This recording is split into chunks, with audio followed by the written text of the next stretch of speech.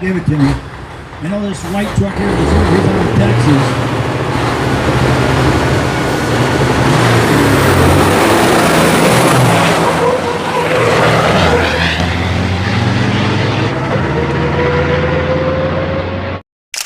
What's going on with the truckers? Welcome to the Asian My Show. Today we got a very special guest. I mean, this man right here, I talk off camera. He goes to every race. He's racing for pink slips. It's like Fast and the Furious, but for semi trucks. Am I close? Am I close? Well, I don't put the pinkies on the line. I mean, I'm a little rowdy and kind of stupid, but I haven't done pinks yet. I heard that, brother. You know, please introduce yourself. I'm Rick Fenwick, Cut and Shoot, Texas. Hey, before we get into your life and what you do, talk about your build a little bit, brother. Oh, 1997 379 Pete, Series 60 Detroit, dynoed 1,520 horse on the ground. This is my work truck, this is my living, and I've done all the building myself. Injectors, engine, trans, rears, tuning, it's all mine. Well, shit, brother. Let's walk us around this a little bit. Man, we gotta pop open that hood. You know what I'm saying? Let's check it out. Yeah, we'll stay on this side of it. Okay.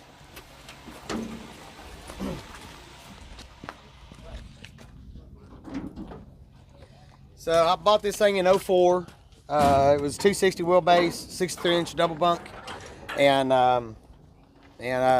working out in California at the time. It's a lightweight truck, so we did some front overhang, and so I took the sleeper down to a 48-inch sleeper, took 63-inch off, and then later I moved back home to Texas, and we stretched the frame out. It's 290 wheelbase now, and 48-inch sleeper.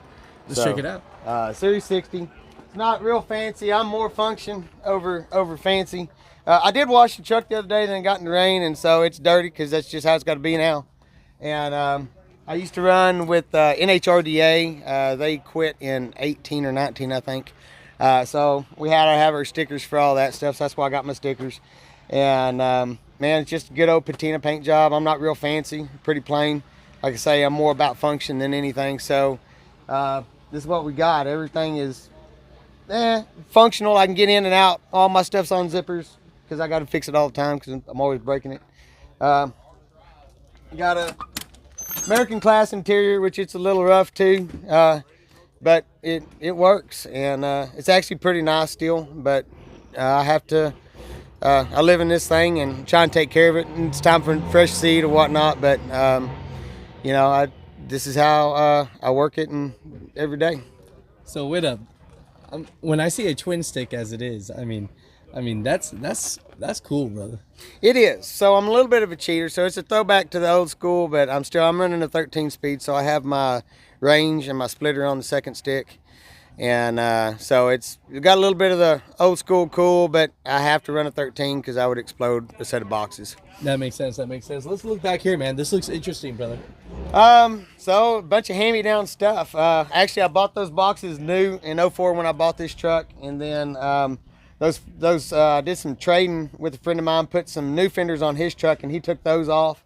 I welded them up. You can see when you look close, I had a crack and some stuff, welded them up, built the brackets, put those on. That's just some old Home Depot decking that I built up. That was an idea from another good friend of mine for my deck plate. And I try to keep everything lightweight because I need to be able to run a lot of niches. I run some niche freight, so I need to stay light and be able to run different things so I can stay loaded. I'm pretty sure everyone talks about your truck and talks about what's under the hood and the engine. But today, let's talk about you a little bit, brother. I mean, how'd you even get into trucking? My uncle. I have a great uncle out in Rising Star, Texas. Actually, he had a dozer service. He had a 72 R model Mac, 237 horse, straight 5-speed, Camelback, single stack Mac with the window in the back, little winch on it, 26-foot flat that he'd put his D6 dozer on, and I'd play in that thing all day, and that's what started it. And then I'd told you at 5 years old that all I wanted to do was be a trucker when I grew up, and that's what I ended up doing. Really? So how many years you been trucking now, brother? Steering at 5, driving at 10, hot shotting at 18, over the road at 21. I bought this truck when I was 28, and I'm 43 now. And I'm pushing about 3 million miles. 3 million miles. So definitely 20 plus years experience, 3 million miles. Yes, sir. I mean, there's a lot of people now getting into the industry, and they might not have an uncle. I had an uncle, but they might not have someone in their family. Any advice for those people that are thinking about jumping into our industry? I try and talk everybody out of it, to be honest with you. Speak your truth, brother.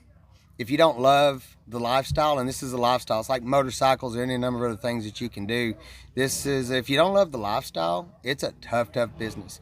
And a lot of people that just run it as a business, I was saying this earlier today, that man, they end up they're hurting the industry in a lot of ways, because this is a lifestyle and this is a way of life for a lot of families. And if you don't love it, don't do it. It ain't worth it. You can make some money, and it can be a means to an end. But it's not a simple life. It's not an easy life. It's a lot of wait time. You sell your life for $1. And if you don't love what you're doing, to do it, and if your family don't understand, it's not going to be worth it. It's going to wreck your life. No, I appreciate the honesty. When you say you're trucking and living in the truck, I mean, how many times do you go home or see family? Well, like for me, and I've worked a lot of years to be able to have a good family life and not lose my family over it as well. God's been good to me. But when I go home, I'm working on the truck. It's about the truck. I have a shop at my house. I go home, I'm working on the truck. And then when I got to go back to work, I got to go get back in the truck and work, and I got to leave the family.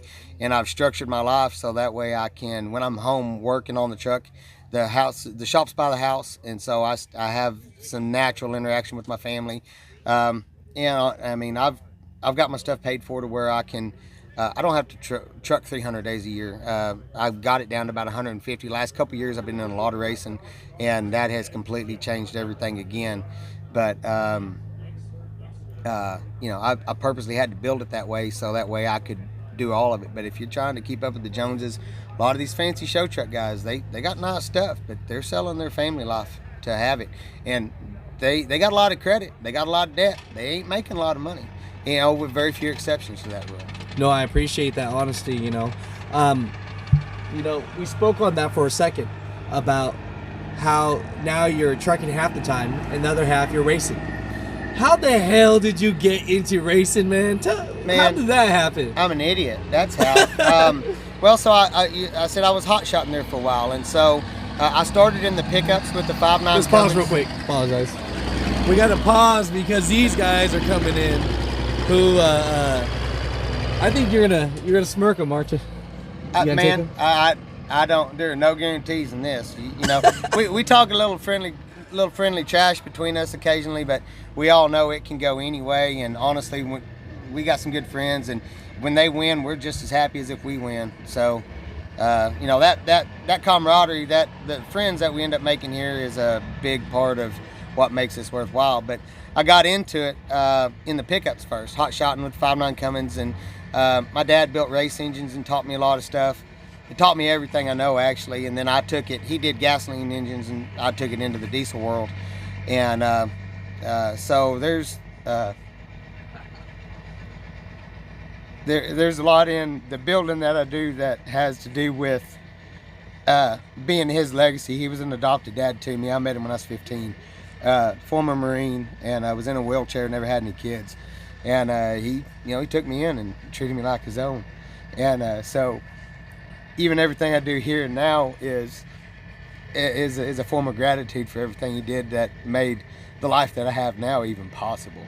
Wow. But so I got into that. I do all the mechanic work, and I take care of my maintenance, and I just started building a work truck is all I've ever intended to do. And I went to a dyno event, met people, and started racing and got into this side of it. And this is just a natural extension of the mechanical side of things. And wanting to, if I take 5th place against a bunch of these big money guys, and I built it all myself, it's me and my dad. I always call it the House of Lonnie, because it all goes back to him, and I'm just always, every day I'm thankful for that opportunity to do that. I love it, brother.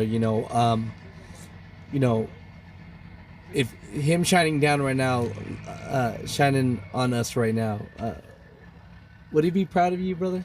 Oh, he told me every day. I know he's proud of me, and You know, I remember, man, first time I got in 18 seconds, it was in San Antonio, Texas, and he had come up. He didn't get to see a lot of my races. He was in poor health later on, and man, he did a wheelchair dance, you know, when we got that time slip, and, you know, oh yeah, absolutely, he's proud of me. Hell yeah, brother. You know, so you don't do it for the money.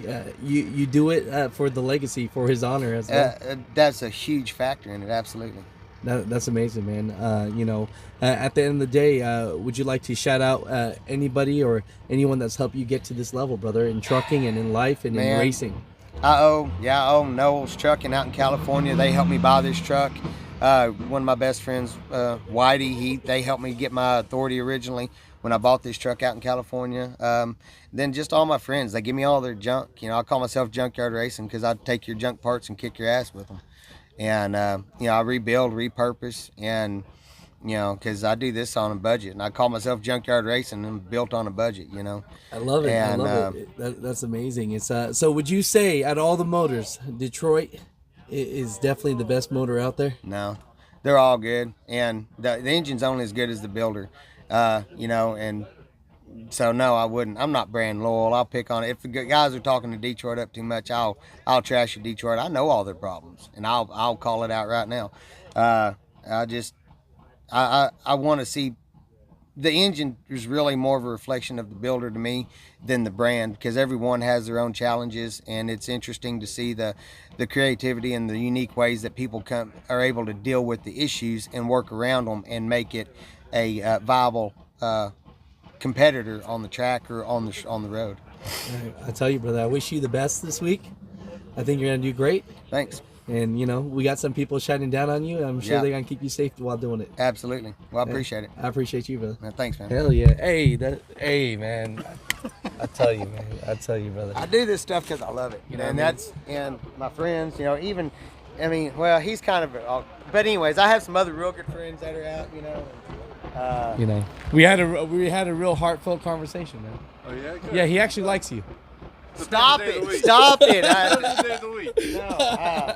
I like him because he's somebody to pick on. Other than that, yeah. That's what I meant. That's what. Yeah, okay. I apologize. just clarified. Yeah. We are the music makers, and we are the dreamers of dreams.